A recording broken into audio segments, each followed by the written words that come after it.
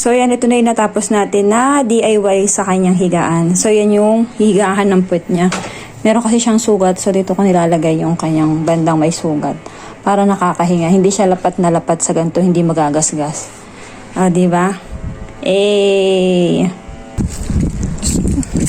Ayun, tinapon na higaan. Napakalaki naman ito.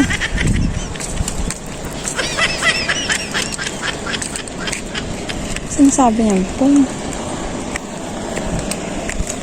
Ito.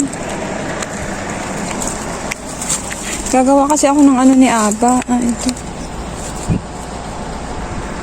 Hindi kaya ako mabanto.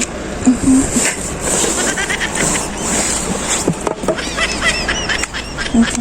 Gagawin ako sa ano ni Aba. Lalagyan ko na.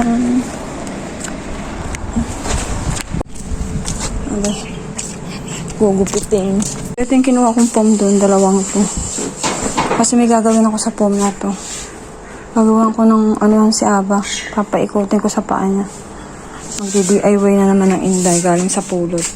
Samahan niyo ako mag-DIY kung anong gagawin ko dyan.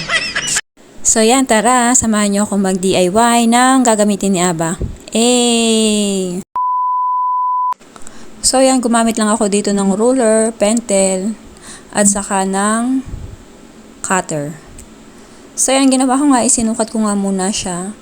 So yung gagawin ko is nasa isip ko lang.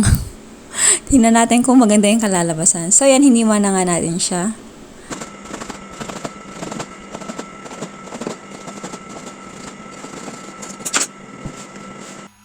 And then kumuha rin ako ng plato para pambilog. So yan is bubutasan natin. Medyo matagal na rin kasi yung sugat ni Aba sa may puwetan niya. So, noong nakaraan, medyo tuyo-tuyo na siya. Kaya lang nito is nagsugat na naman siya. Kaya naisip ko is gawan ko siya nitong una na to.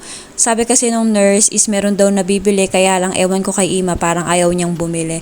So, gagawa na ng paraan si Inday para makagawa ako ng paraan. Para hindi laging sugat ang puwet ni Aba. So, yan, nabutasan na nga natin siya.